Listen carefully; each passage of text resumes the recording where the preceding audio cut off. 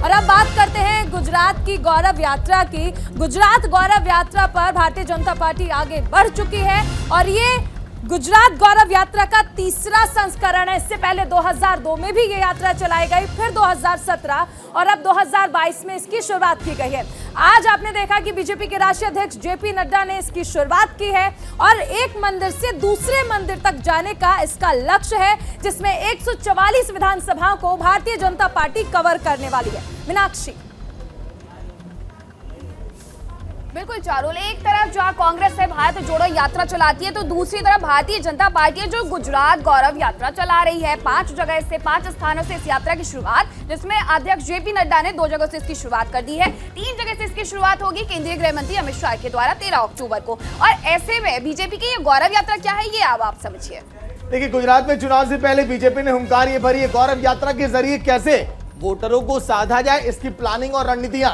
गुजरात में गौरव यात्रा का मकसद यह है कि कैसे विधानसभा सीटों पर पहुंचे, बीजेपी की उपलब्धियों को गिनाएं और बताएं कि बीजेपी आने वाले समय में और क्या बेहतर कर सकती है। 5 यात्राओं से गुजरात का सियासी समीकरण बदलने की तैयारी में भारतीय जनता पार्टी है। पिछला जो चुनाव था उसमें जिस तरीके से यहाँ सीटें देखने को मिली थी कि आखिरकार भारतीय जनता पार्टी और कांग्रेस के बीच में कड़ी टक्कर थी, अब ऐसे में चुनावी मैदान में आम आदमी पार्टी है। जरूरी हो गया जानकारी दे लोगों को कि क्या कुछ किया है उन्होंने। केंद्रीय मंत्री और बीजेपी के शीर्ष नेता इस यात्रा में शामिल होंगे। 5 नेताओं पर इसका दारोमदार भी टिका हुआ है। तो चलिए वही बताएं, अगर यात्रा में करीब 144 विधानसभा क्षेत्र ऐसे हैं जिसको कवर किया जाएगा। 182 सीटें गुजरात में, ऐसे में अगर 144 सीटें बीजेपी कवर करती है तो फिर जाहिर सी बात है कि दबदबा बढ़ेगा गुजरात में। और यात्राओं के द्वारा 5700 किलोमीटर ये जो दूरी है उसे तय करने का लक्ष्य रखा गया है। बीजेपी का एलईडी ट्रक भी लॉन्च किया जा चुका है गुजरात विधानसभा चुनाव के लिए। जैसा कि आपको पिछले 5 विधानसभा चुनावों में देखने को मिला था कि किस तरीके से भारतीय जनता पार्टी अपना प्रचार करने के लिए ट्रक लेकर के आती है और उससे प्रचार करती है। तो चलिए सहयोगी मेहुल झाला लाइव जुड़ गए पूरी जानकारी के साथ। मेहुल, 182 विधानसभा सीटें, अगर 144 सीटों पर यह यात्रा पहुंचेगी तो बीजेपी को क्या सफलता हाथ लगेगी? विपक्ष क्या इसका जवाब तैयार कर रहा है यात्रा के लिए? मेहुल।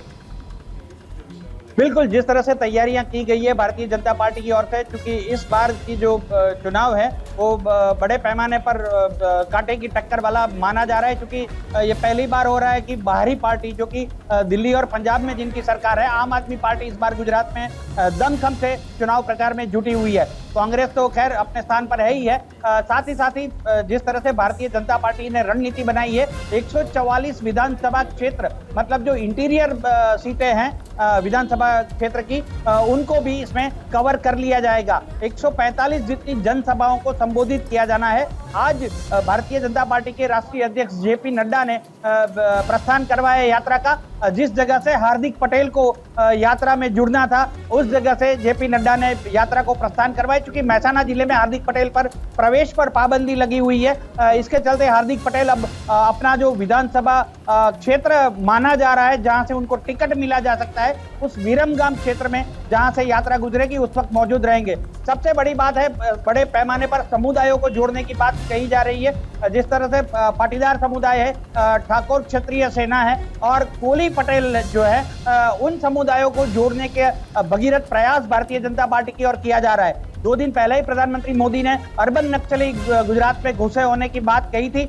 इसके साथ साथ कांग्रेस पर भी पलटवार किया था, पर इस बार जब जेपी नड्डा ने आज यात्रा का प्रस्थान करवाया है और कल गृह मंत्री अमित शाह खुद इस यात्रा का अलग जगह से प्रस्थान कराएंगे। बिल्कुल मेहुल, कहीं ना कहीं आदिवासी जो लोग हैं उन तक पहुंचने की ये कवायद है, लेकिन एक तरफ भारत जोड़ो यात्रा कांग्रेस की, जिस पर निशाना साधती है आम आदमी पार्टी, लेकिन अब गुजरात में गौरव यात्रा क्यों अलग है, कैसे अलग है और आखिरकार इस पर भारतीय जनता पार्टी पर और इस गुजरात गौरव यात्रा पर कांग्रेस निशाना साधेगी या नहीं साधेगी? क्या कुछ कहा गया, कोई प्रतिक्रिया?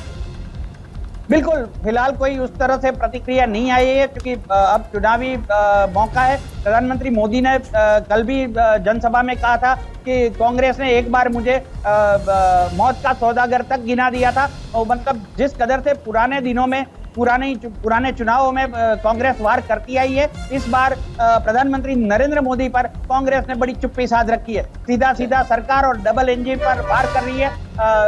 जिस तरह से आम आदमी पार्टी ने रुख अख्तियार किया है, ठीक उसी तरह से कांग्रेस भी अपना रुख साफ कर रही है कि सीधा नाम लिए बिना नाम पर हमला नहीं करना है, केवल गुजरात की जनता और गुजरात सरकार के साथ केंद्र की सरकार पर सीधा वार करना है। बिल्कुल मेहुल, हमारे साथ हमारे सहयोगी पीयूष शुक्ला भी जुड़ गए हैं। पीयूष, देखिए अब से पहले हार्दिक पटेल का साथ नहीं था भारतीय जनता पार्टी के साथ, लेकिन इस बार हार्दिक पटेल के साथ पाटीदार समुदाय जो है वो भी भारतीय जनता पार्टी को समर्थन देगा, क्योंकि इस बात का पर्याय है क्योंकि हार्दिक भी साथ में है।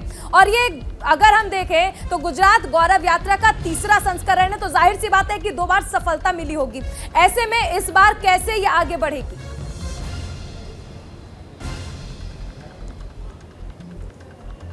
देखिए, इस बार की यात्रा जो है 9 दिवसीय यात्रा है और इस यात्रा का सबसे बड़ा अचीवमेंट ये होगा भारतीय जनता पार्टी के लिए कि ये यात्रा 144 विधानसभा सीटों में होकर गुजरेगी। और आपको बता दूं कि यात्रा के हर एक दिन केंद्र का एक मंत्री इस यात्रा में शामिल होगा। सबसे पहले अगर इस यात्रा में शामिल होने वाले हैं राव दानवे साहब पाटिल, जो कि आज शामिल हुए इस यात्रा में।